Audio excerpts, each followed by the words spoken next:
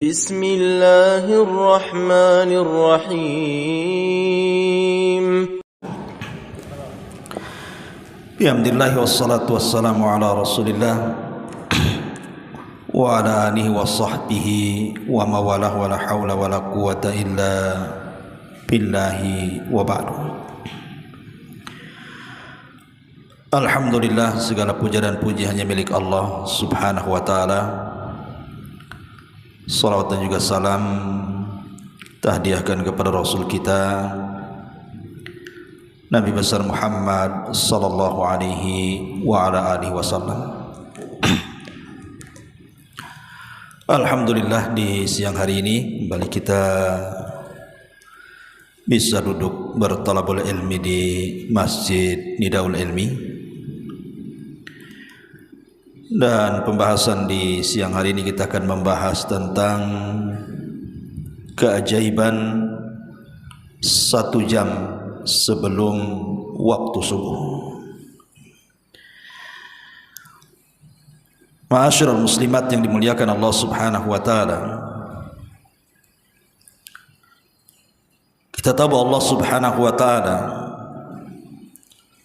telah memilihkan kepada kita waktu-waktu yang sangat istimewa. Salah satu waktu yang sangat istimewa bagi seorang mukmin adalah waktu sahar,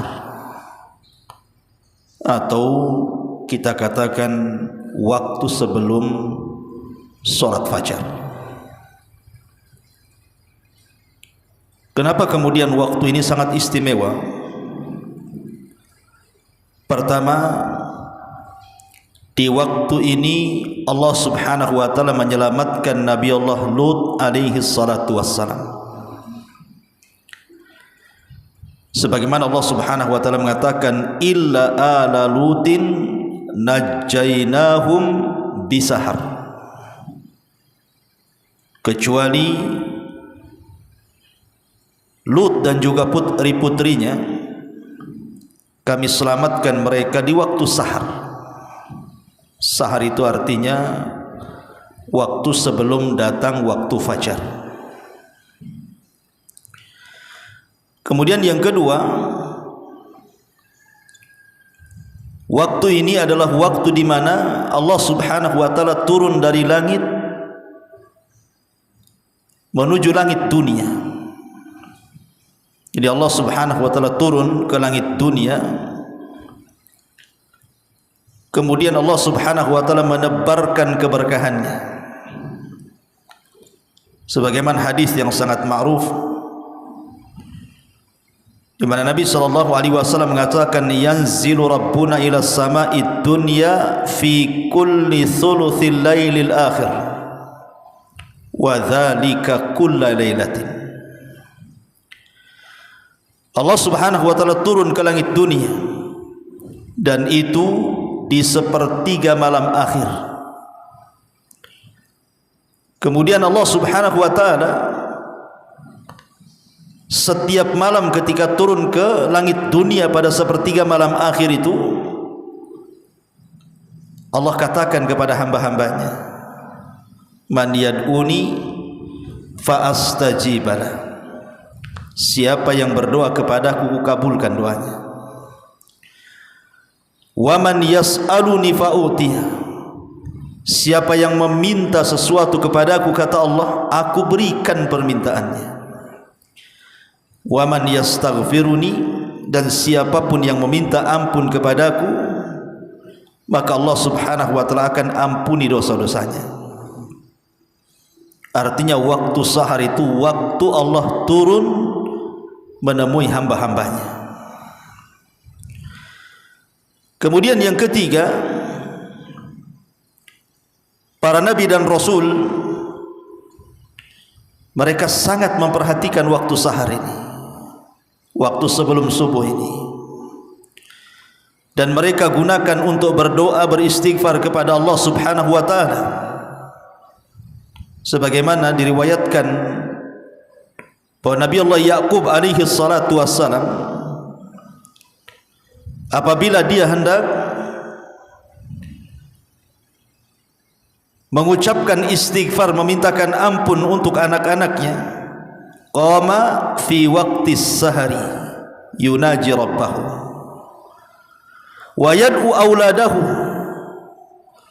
maka dia akan bermunajat kepada Allah Subhanahu wa taala di waktu sahar, sebelum subuh, dan akan berdoa kebaikan untuk anak-anaknya. Wa yu'amminuna du'aahu, dan mereka anak-anaknya ikut mengaminkan doanya Nabi Allah Yaqub alaihi salam. Ya, Nabi Yaqub kalau datang di sepertiga malam akhir sebelum fajar, dia bangunkan anak-anaknya, kemudian dikumpulkan anak-anaknya, maka dia pun kemudian istighfar, memintakan ampun akan dosa-dosanya, berdoa kebaikan kepada Allah Subhanahu wa taala, dan anak-anaknya mengaminkannya. Dan itu difirmankan oleh Allah Subhanahu wa taala, qala saufa astaghfiru lakum rabbi. Maka Yakub mengatakan, aku akan memintakan kepada kalian ampun kepada Rabbku. Sebagian ahli tafsir mengatakan maksudnya Yakub berdoa untuk mereka anak-anaknya di waktu sahar, waktu sebelum subuh. Dan yang keempat, yang terakhir tentunya, waktu sebelum subuh itu adalah waktu yang sangat berharga bagi orang-orang yang bertakwa, karena waktu itu adalah waktu ikhlas. Kalau orang berdoa kepada Allah Subhanahu wa taala, istighfar kepada Allah Subhanahu wa taala, membaca Al-Quran ataupun salat atau ibadah-ibadah yang lain di waktu itu,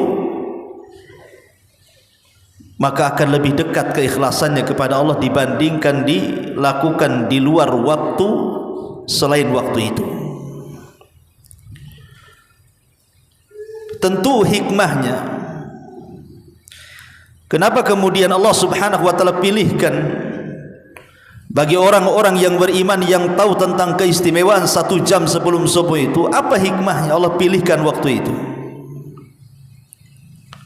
Pertama, karena orang yang melakukan ibadah di waktu itu as'ab, sangat sulit sekali. Jadi orang yang melakukan ibadah 1 jam sebelum subuh itu sesuatu yang sangat sulit, karena waktu itu adalah waktu di mana manusia sedang beristirahat. Di waktu manusia sedang terlelap-lelapnya tidur, enak-enaknya tidur, mimpi-mimpinya tidur, tiba-tiba kemudian dia sengaja membangunkan dirinya untuk menghadap Allah Subhanahu wa taala di waktu yang sangat mulia itu. Kemudian yang kedua, hikmahnya karena ibadah di waktu itu, tadi saya sudah katakan, aktsaru safa'an min ghairihi, lebih banyak ikhlasnya dibandingkan yang lainnya. Dan secara kaedah kata para ulama, orang yang beribadah di waktu manusia sedang lalai, maka nilai ibadahnya besar di sisi Allah Subhanahu wa taala. Saya ulangi, sebuah ibadah yang dilakukan oleh kita di waktu manusia sedang lalai, maka ibadah itu bernilai tinggi di hadapan Allah Azza wa Jalla. Sama kalau kita cerita tentang sholat duha. Kenapa sholat duha itu ibadah yang mantap, ibadah yang luar biasa, sampai dikatakan ibadahnya orang-orang yang bertobat, sholatul awwabin. Karena memang di waktu duha itu manusia sedang sibuk-sibuknya mengejar dunia. Tiba-tiba dia keluar dari kesibukan manusia kemudian menghadap Allah Subhanahu wa taala. Sama juga orang yang beribadah di waktu sebelum subuh. Manusia sedang lalai, terlelap tidur tuh, tiba-tiba kita bangun hanya untuk menghadap Allah Subhanahu wa taala, maka bernilai pahala besar. Karena ibadah di waktu-waktu manusia sedang lalai. Itulah kemudian kenapa Allah Subhanahu wa taala pilihkan waktu bagi seorang mukmin untuk bermunajat kepada Allah Subhanahu wa taala. Ma'asyiral muslimat yang dimuliakan Allah Azza wa Jalla, adapun keajaibannya, keajaiban 1 jam sebelum subuh ini. Ma'asyiral muslimat yang dimuliakan Allah Azza wa Jalla, saya yakin saya, ibu-ibu atau siapapun yang hidup di dunia ini pasti pernah mengalami atau sedang mengalami ujian dan cobaan. Entah ujian kesehatan, entah ujian dari keluarga, pasangan, anak-anak atau orang tua, entah ujian ekonomi, entah ujian dari tetangga ataupun manusia yang lainnya, atau ujian dalam berdakwah, atau ujian dalam mengarungi rumah tangga, atau ujian mungkin karena faktor ekonomi, hutang banyak di mana-mana. Saya kira semua manusia mengalami perkara-perkara ini. Tapi yakin bahwa 1 jam sebelum subuh bisa menyelesaikan semua penderitaan yang kita alami ini. Karena 1 jam sebelum subuh itu ada keajaiban yang luar biasa. Kalau kita yakin, dan harus yakin. Ma'asyiral muslimat yang dimuliakan Allah Azza wa Jalla, oleh karena itulah maka siapapun yang merutinkan ibadah-ibadah yang akan saya sebutkan ini, kalau ibu merutinkan ibadah-ibadah yang saya akan sebut 1 jam saja sebelum subuh ini, maka kesulitan apapun yang kita hadapi di dunia ini, insya Allah, yakin kita, Allah akan mengurai sedikit demi sedikit, dan akhirnya Allah akan ganti kesulitan itu dengan kemudahan, penderitaan dengan kebahagiaan, kesulitan dengan kemudahan. Ma'asyiral muslimat yang dimuliakan Allah Subhanahu wa taala, kenapa demikian? Kok bisa 1 jam sebelum subuh itu bisa menguraikan setiap permasalahan kita itu? Apa rahasianya? Bu, Allah Subhanahu wa taala itu Maha tahu. Dia tahu kesulitan kita, kesulitan saya, kesulitan ibu, kesulitan siapapun yang hidup di dunia itu. Allah Maha tahu. Tidak ada yang tersembunyi bagi Allah Subhanahu wa taala.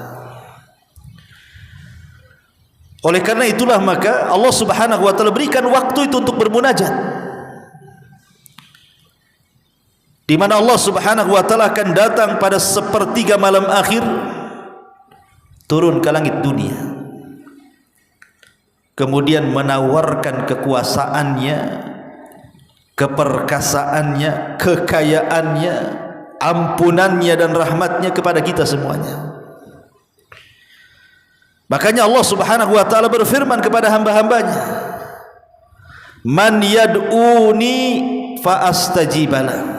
Siapa yang berdoa kepadaku, siapa yang berdoa kepadaku pasti kukabulkan. Kalau seandainya kita ini bermasalah, boleh jadi mungkin punya hutang banyak, Allah tahu. Bukan Allah tidak tahu kita tak punya hutang atau kita punya hutang, Allah tahu. Minta di jam-jam segitu kepada Allah Subhanahu wa taala untuk dicarikan solusinya supaya hutang-hutangnya cepat dilunasi. Minta kepada Allah Azza wa Jalla. Allah itu zat maha kaya. Kalau kita minta kepada manusia belum tentu dikasih. Tetapi kalau minta zat kepada zat yang maha kaya, dipastikan dikasih. Tapi ibu sabar saja dan terus berusaha. Kalau seandainya di antara kita itu ada yang sakit, Allah tahu kita sedang sakit. Tidak mungkin Allah tidak tahu kita sedang sakit. Angkat tangan tinggi-tinggi pada jam-jam segitu itu, minta kepada Allah Subhanahu wa taala agar penyakit kita itu diobati. Minta kepada Allah, ya Allah sembuhkan penyakitku ya Allah. Minta kepada Allah Azza wa Jalla. Itu waktu yang sangat berkah di 1/3 malam akhir itu. Atau boleh juga mungkin ibu-ibu punya anak-anak yang susah dididik, nakal, melawan, durhaka dan begitu seterusnya. Ibu ingin melembutkan hati anak kita, Maka ibu tinggal angkat saja tangan ke langit pada sepertiga malam akhir, minta kepada Allah agar Allah melembutkan anak kita. Allah tahu anak kita itu nakal, Allah tahu anak kita ini durhaka, Allah tahu anak kita ini mungkin susah untuk diperintah. Tidak mungkin Allah tidak tahu, Allah tahu. Lah Allah yang maha tahu itu, Allah menyediakan waktu berdoa kepada Allah. Ya Allah, mudah-mudahan anak saya ini sadar, dapat hidayah, bisa menjadi anak yang soleh dan berbakti kepada orang tuanya. Minta pada waktu itu. Atau boleh jadi mungkin di antara ibu-ibu mungkin ada yang diuji oleh Allah Subhanahu wa ta'ala dengan ucapan manusia. Mungkin ibu tidak tenang, sakit hati,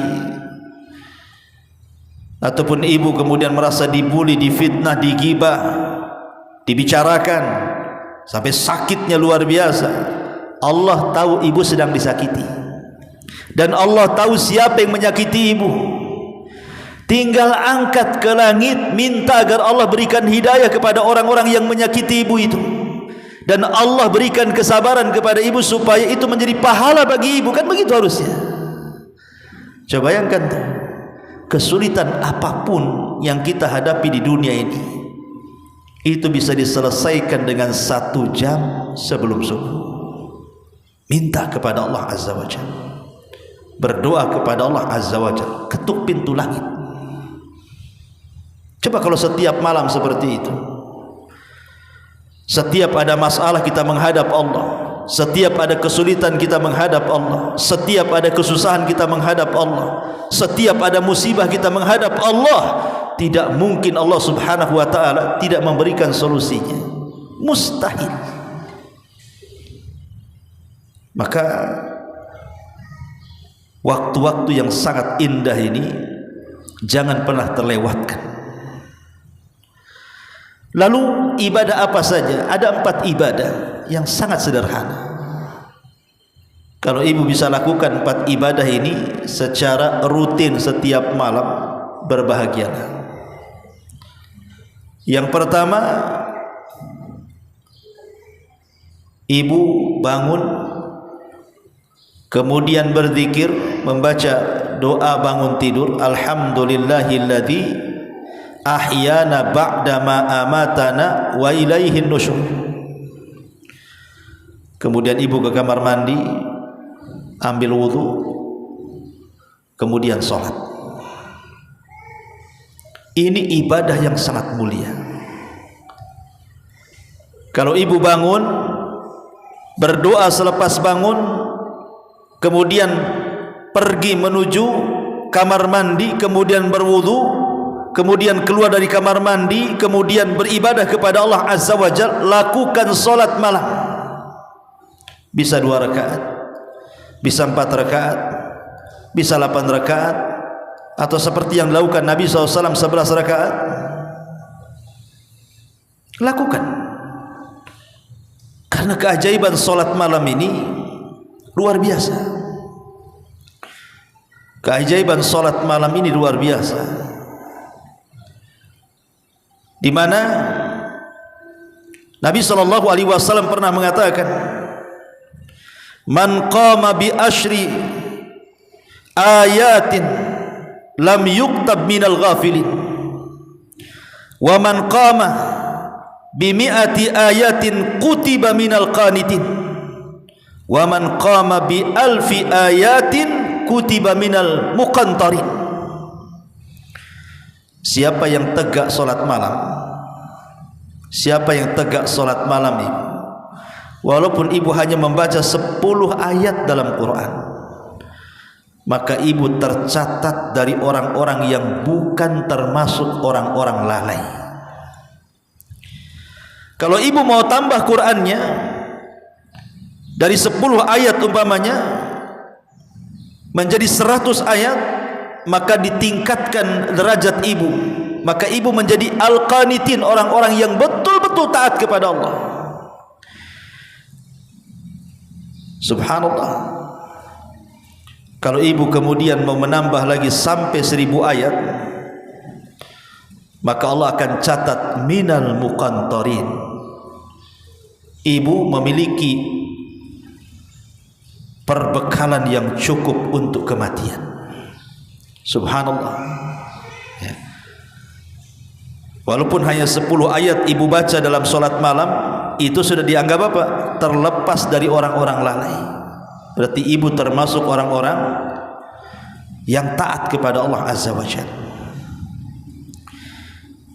Bahkan Nabi SAW mengatakan, ma min ri'in takunu lahu salatun bil laili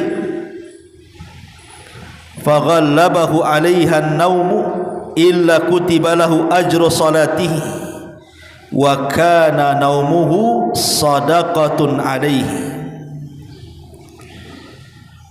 Barang siapa yang ada niat ingin solat malam, ibu ingin solat malam sepertiga malam, akhir ingin bangun sebelum subuh, itu ingin solat malam, Allah takdirkan mata ibu itu mungkin sudah 5 watt ataupun 1000 watt lah ya. Jadi ngantuk keleyang tidur pula lah ibu, bablas, subuh pula bangun. Tapi ibu sudah ada niat ingin sholat malam kan bu? Tetap kata Nabi SAW, dicatat bagi ibu itu, tidur ibu itu sebagai sedekah. Tidurnya ibu lah sebagai sedekah, karena sudah ada niat ingin sholat malam tuh. Kalau tidurnya orang yang niat sholat malam dianggap sedekah bu, macam mana orang yang bukan hanya tidur tapi bangun? Itu kan besar pahalanya. Tidurnya saja ibadah.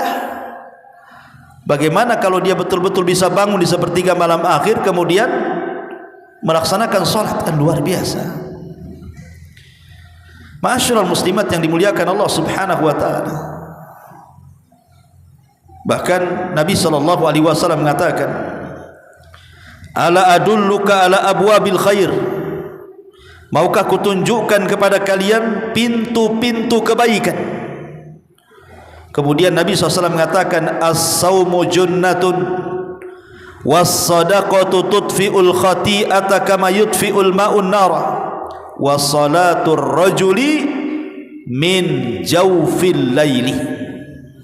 Kata Rasul, maukah kutunjukkan kepada kalian pintu-pintu kebaikan? Puasa adalah tameng. Sedekah bisa memadamkan atau menghilangkan kesalahan sebagaimana air bisa memadamkan api. Dan solat seseorang di malam hari atau di sepertiga malam akhir, maka itu telah membuka banyak pintu kebaikan. Kalimat pintu kebaikan ini macam-macam bu. Kebaikan dalam keluarganya, kebaikan dalam kesehatannya, kebaikan dalam urusannya, kebaikan dalam pekerjaannya, kebaikan dalam kehidupannya, hidupnya akan baik. Makanya saya katakan 1 jam sebelum sholat subuh ini ajaib luar biasa. Ibu hanya berdiri 2 rakaat sajalah kan begitu, tahajud, itu kebaikannya luar biasa, bisa membuka seluruh pintu-pintu kebaikan dalam hidup kita. Ini yang pertama. Yang kedua, selepas ibu melaksanakan sholat malam, walaupun hanya 2 rakaat atau 4 rakaat atau 8 rakaat atau 11 rakaat ya, tergantung moodnya lah bu ya. Yang kedua, ibu ambil mushaf, Al-Quran, baca Quran di situ. Tidak harus banyak. Kalau memang ibu lagi malas, bacalah seayat 2 ayat pun jadilah kan begitu. Apalagi mungkin bisa 1 lembar 2 lembar, apalagi sampai setengah juz atau 1 juz lebih bagus lagi. Karena barang siapa yang membaca Al-Quran di waktu itu, maka dia sedang membaca Quran dan sedang disaksikan oleh para malaikat. Sebagaimana hadis yang dikeluarkan Bukhari Muslim dari Abi Hurairah radhiyallahu anhu. Kata Abu Hurairah radhiyallahu anhu, aku mendengar Nabi SAW bersabda, tajtami'u malaikatul laili wa malaikatun nahar fi salatil fajr. Thumma yaqulu Abu Hurairah, faqra'u in syi'tum Inna Qur'anal fajri kana mashhuda.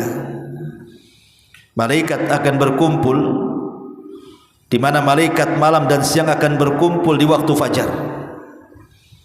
Dan kata Abu Hurairah radhiyallahu an, bacalah kalau kalian mau, sesungguhnya Al-Quran di waktu fajar itu disaksikan oleh para malaikat. Jadi kalau ibu mamanya ngambil mushaf habis sholat gitu ya, kemudian membaca seayat dua ayat, 5 atau 6 ayat, 1 lembar atau 2 lembar, kemudian selepas itu ibu tutup. Mulailah ibu angkat kedua tangan ke langit. Untuk apa? Berdoa. Karena Nabi SAW mengatakan, inna fil laili la sa'atun la yuwafiquha abdun muslimun yas'alullaha khairan min amri dunya wal akhirah illa atahu Allahu iya. Sesungguhnya di malam hari ada waktu yang apabila bertepatan seorang hamba muslim memohon kepada Allah kebaikan dalam urusan dunia maupun akhirat, pasti akan diberikan. Jadi pas ibu kemudian habis sholat, baca Quran, mengangkat kedua tangan ke langit, ingat Allah subhanahu wa ta'ala malu kalau ada orang yang mengangkat kedua tangan ke langit dan mengatakan ya Rabb, ya Rabb, tiba-tiba Allah biarkan kedua tangan itu kosong alias tidak diijabah. Malu Allah itu kalau sampai tidak memberikan akan permintaan kita di jam-jam seperti itu. Karena Rasul yang mengatakan innallaha hayyun karim, Allah itu zat yang maha pemalu lagi maha pemurah. Yastahi min abdihi, Allah malu dengan hambanya. Idza rafa'a yadayhi, apabila mengangkat kedua tangannya, kemudian dia berdoa kepada Allah Azza wa Jal, thumma yarudda sifra, tiba-tiba kemudian tidak ada yang diberikan oleh Allah subhanahu wa ta'ala. Malu Allah. Karena Allah itu lam yarudda sifra, tidak mungkin Allah mengosongkan kedua tangan yang diangkat ke langit. Maka angkatlah kedua tangan ke langit, berdoa kepada Allah. Disitulah Allah katakan man yas'aluni fa'utiyah, siapapun yang meminta ku kabulkan doanya, ku kabulkan permintaannya. Minta apa saja, minta kepada Allah. Ma'asyiral muslimat yang dimuliakan Allah subhanahu wa ta'ala. Kemudian yang terakhir, setelah kita berdoa kepada Allah, meminta sesuatu hajat kita kepada Allah, apakah meminta kesembuhan, apakah meminta ekonomi, apakah meminta supaya hidupnya tenang, istiqomah, atau apalah namanya, selepas itu bu, istighfar, minta ampun kepada Allah subhanahu wa ta'ala. Karena di jam-jam seperti itu Allah subhanahu wa ta'ala katakan man yastaghfiruni fa'aghfirullah, siapa yang beristighfar meminta ampun kepadaku maka pasti ku ampuni dosa-dosanya. Siapa di antara kita yang tidak berdosa? Istighfar itu meminta kepada Allah bukan hanya diampuni bu, tapi ditutup dosa-dosa kita, ditutup aib-aib dosa kita. Karena kita ini kan tidak terlepas dari dosa bu, tetapi Allah itu rahim. Dosa kita terkadang ditutup, orang tidak tahu kita melakukan dosa. Coba bayangkan kalau seandainya dosa kita itu disingkap oleh Allah Azza wa Jalla, apa yang terjadi? Mau ditaruh di mana muka kita ini? Malu dengan orang. Tapi Allah itu rahim, Allah itu ghafur, Allah itu wadud. Allah subhanahu wa ta'ala tetap memberikan kesempatan ampunannya dan tetap menutup dosa-dosa kita. Dan faedah istighfar itu luar biasa. Sampai Nabi SAW dalam sehari itu minimal 70 sampai 100 kali istighfar. Padahal dia Nabi, tidak mungkin dia punya dosa, tapi dia ingin mengajarkan pentingnya istighfar itu. Karena Nabi SAW yang mengatakan dalam hadis nabinya, man lazimal istighfar Ja'alallahu lahu min kulli dhikin makhraja wa min kulli hamin faraja wa razaqahu min haitsu la yahtasib. Siapa yang melazimkan istighfar, maka Allah Subhanahu wa taala akan mengeluarkan dari setiap kesempitan jalan keluar, dari setiap kesedihan kebahagiaan, dan Allah akan berikan rizki dari arah yang tidak disangka-sangka. Lihat, ketika Allah Subhanahu wa taala berfirman pada sepertiga malam akhir setiap malam dan mengatakan man yastaghfiruni fa'aghfirlah, siapa yang meminta ampun kepadaku, ku ampuni dosa-dosanya, hakikatnya 1 jam sebelum subuh itu adalah rahasia rizki manusia ada di situ tuh. Rahasia rizki manusia ada di situ. Karena Allah memberikan peluang siapapun yang meminta ampun akan diampuni dosanya. Dan orang yang beristighfar itu kalau dia melazimkan setiap malam dia melakukannya, maka kesulitan ibu akan diurai, kesedihan ibu akan diganti dengan kebahagiaan. Bahkan Allah akan cukupkan rizki kita dari arah yang tidak disangka-sangka. Luar biasa ya. Hanya melakukan 4 ibadah ini saja: salat, baca Quran, berdoa, istighfar. Tapi lihat rahasianya, ajaib luar biasa. Kesulitan sebanyak apapun yang kita hadapi bisa diselesaikan dengan 1 jam sebelum subuh. Tapi ibu harus yakin, harus percaya. Ibu bangun di jam-jam seperti itu betul-betul bangunnya karena Allah, bukan karena yang lainnya. Betul-betul karena Allah, karena mencari keridhaan Allah, karena mencari pahala Allah, mencari surga Allah Subhanahu wa taala. Kemudian ibu melakukan ibadah di jam-jam seperti itu dengan khusyuknya, dengan khudu'nya, dengan merendahkan dirinya kita kepada Allah, bagaikan kita seorang budak kepada tuannya, dengan mengikhlaskan niat kita hanya kepada Allah Azza wa Jalla. InsyaAllah apapun permintaan kita Allah akan kabulkan tuh. Jadi inilah keajaiban 1 jam sebelum subuh. Belum lagi kalau seandainya yang bapak-bapak selesai dia melaksanakan tahajud, kemudian membaca Al-Quran, kemudian dia berdoa, kemudian dia istighfar, dia melangkahkan pula kakinya ke masjid. Maka ketika kakinya dilangkahkan ke masjid, maka Allah Subhanahu wa taala akan memberikan cahaya kepadanya. Basyiril masyaina bin nur, basyiril masyaina fi dhulumatil laili bin nuri tammati yaumil qiyamah. Kasih kabar gembira tuh orang-orang yang berjalan di kegelapan malam di waktu subuh menuju masjid, bahwa mereka akan mendapatkan cahaya yang sangat sempurna kelak pada hari kiamat. Dan orang itu adalah orang yang terhindar dari ikatan syaitan. Karena Rasul yang mengatakan setiap malam itu syaitan akan mengikat tengkuk kita ini 3 ikatan. Kemudian akan membisikkan di telinga kita, tidur, jangan bangun lagi. Apabila kita bangun kemudian kita berzikir kepada Allah, maka hilang 1 ikatan. Kalau kita berwudu maka hilang 2 ikatan. Kalau kita solat maka hilang 3 ikatan.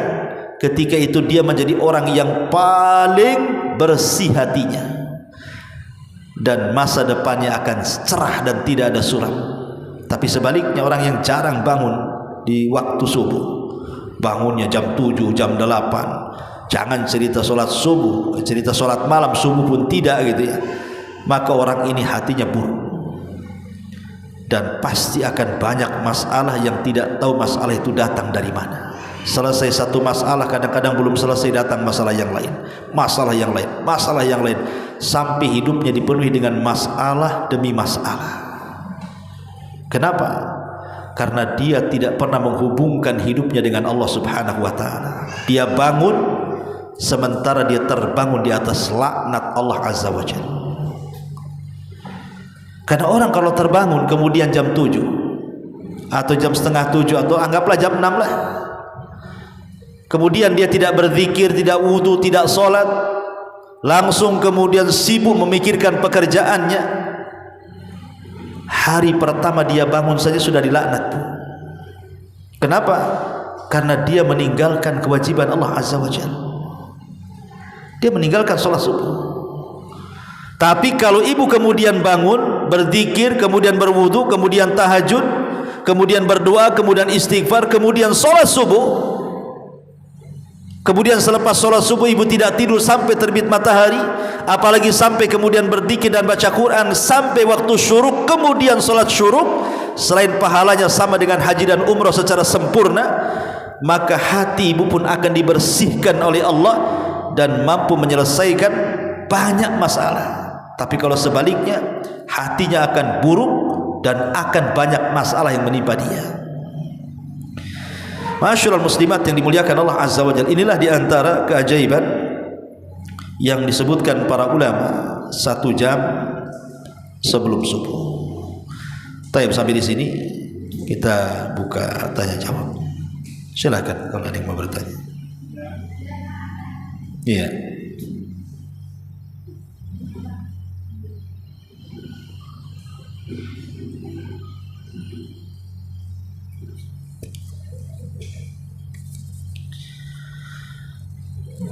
Ya, di sini ada soalan. Jika kita sudah sholat witir setelah isya,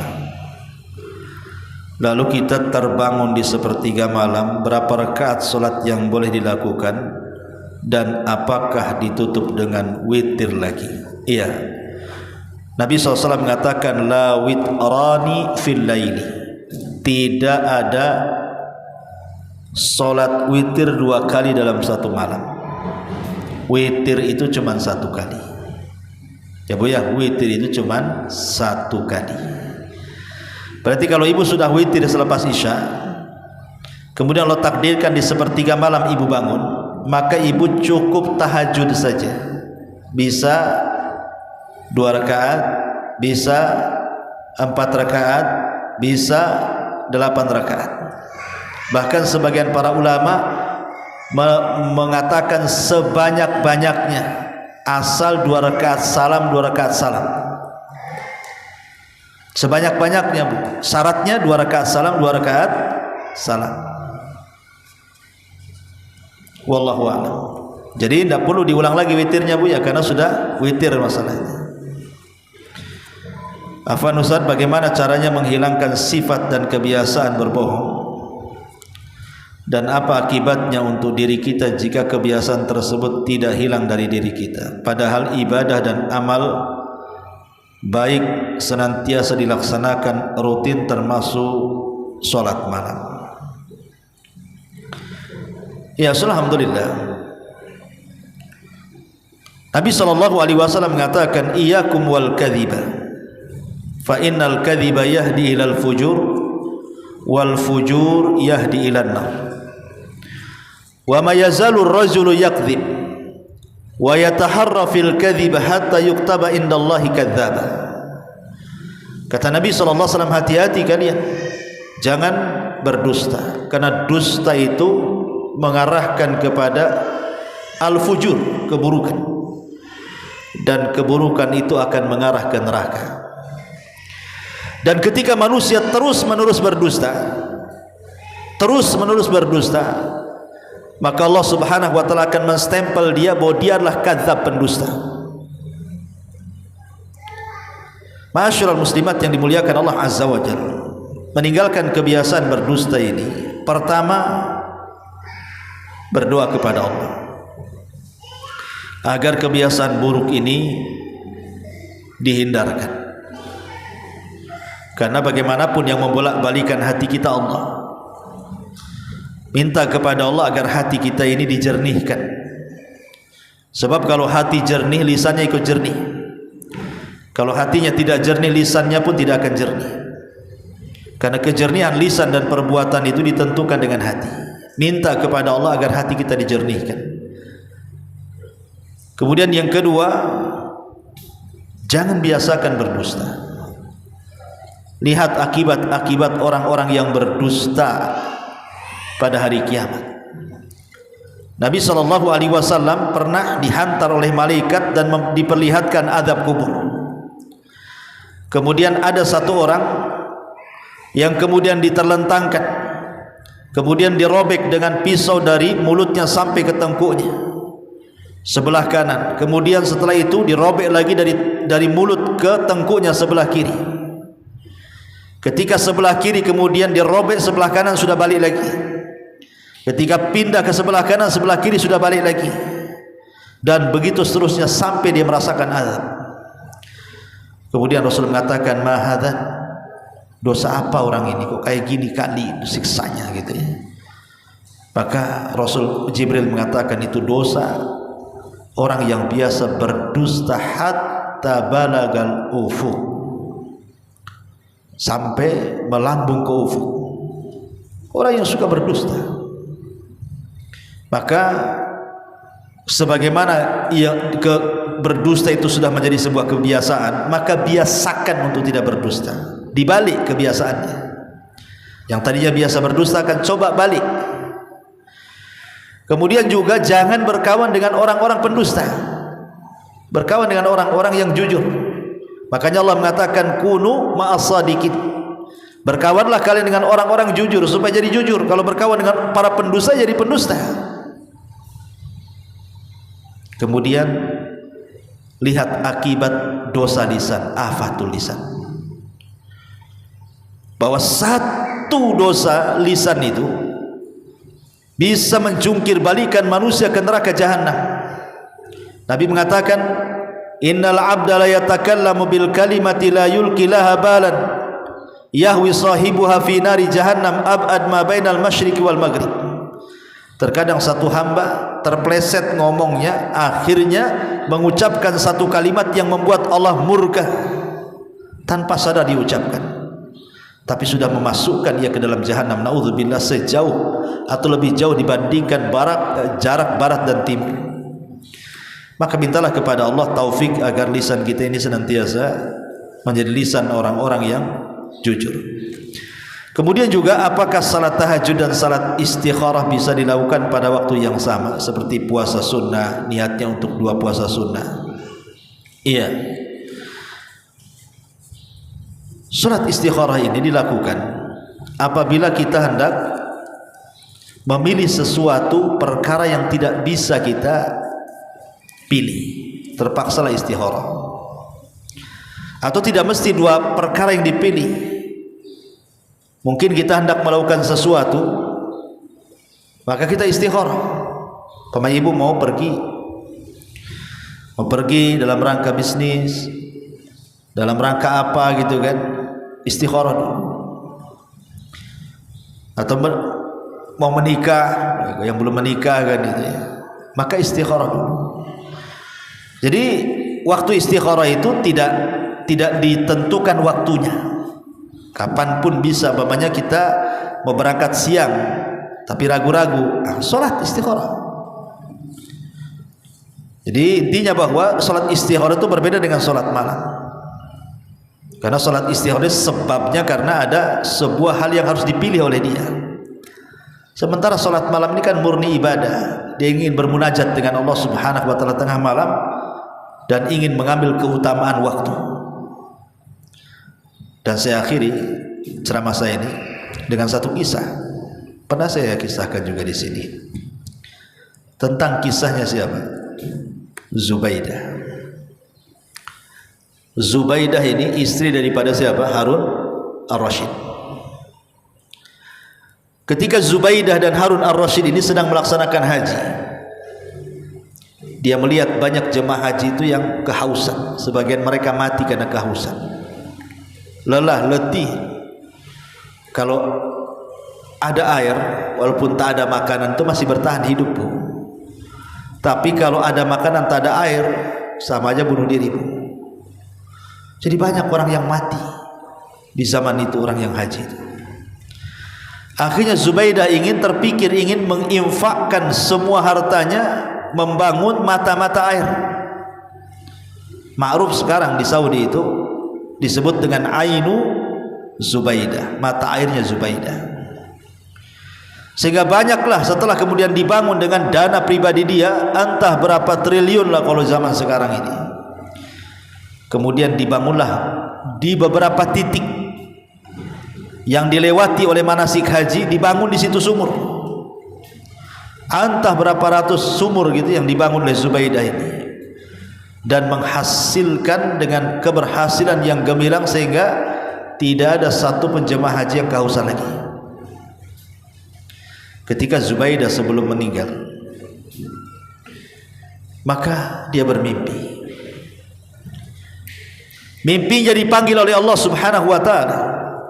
Setelah dipanggil oleh Allah Azza wa Jal, tiba-tiba sumringah Zubaidah ini senyum, tertawa, tertiwi gitu kan. Ditanyalah, "Ya Zubaidah, apa yang membuat anda tertawa, tersenyum, bahagia?" Maka dia mengatakan, "Ghafarallahu li." Allah telah mengampuni dosa-dosaku, katanya. Aku barusan menghadap Allah dan Allah telah mengampuni dosa-dosaku. Maka orang mengatakan, apakah lantaran amalmu yang luar biasa membuka mata-mata air sehingga jemaah haji banyak yang minum sehingga tidak lagi ada orang yang haji mati gara-gara kehausan? Kata Zubaidah, "Al-ainu wa mal ainu." Urusan mata air bukan urusan mata air. Bukan karena saya buat sumur sana sini untuk jemaah haji, bukan itu, karena bukan itulah Allah mengampuni dosaku. Lalu karena apa? Maka Zubaidah mengatakan, "Ghafarali Rabbi bi rak'ataini fi jawfil laili uhafidhu 'alaiha." Kata Allah mengampuni dosa-dosaku karena aku senantiasa menjaga 2 rakaat yang tidak pernah aku tinggalkan di tengah malam. Itulah tahajud. Dengan itulah Allah ampuni dosa-dosaku. Terkadang perkara remeh, justru itu penyebab orang masuk surga. Karena Zubaidah diampuni dosanya bukan karena infak triliunan yang tidak bisa dilakukan kecuali orang kaya. Rupanya ibadah itu tidak mesti besar, sedikit tapi ikhlas. Itu lebih baik daripada banyak tapi riya. Karena biasanya ibadah tengah malam itu, Bu, itu ibadahnya orang ikhlas, Bu. Mau riya sama siapa? Apalagi di zaman dulu kan. Kalau zaman sekarang potensi riya ada kan itu, karena sudah ada medsos, Bu kan. Sengaja ibu hidupkan IG, Facebook, YouTube, kemudian live. Ataupun walaupun tidak live secara langsung, nulis status bangun, soalnya dia mengatakan kayak aku loh bangun, cuman dia tulisnya bangun ini subuh. Maunya dia mengatakan seperti aku dia bangun, cuman tidak mengatakan seperti itu saja. Dia cuman tulis statusnya itu bangun kaum muslimin gitu ya. Ini sudah jam sekian. Ini hati-hati kalimat ini. Niatnya baik, mengingatkan orang untuk bangun. Iya kalau dia buka WA, kalau enggak ya. Makanya kenapa tengah malam itu ibadah yang sangat ikhlas. Hanya orang-orang yang ikhlaslah yang bisa bangun di tengah malam. Kalau orang enggak ikhlas enggak mungkin bangun di tengah malam, saya jamin. Ya. Wallahu a'lam. Sekira cukup. Subhanallah bihamdika, asyhadu an la ilaha illa anta, astaghfiruka wa atubu ilaik. Allahu ta'ala. Assalamualaikum warahmatullahi wabarakatuh.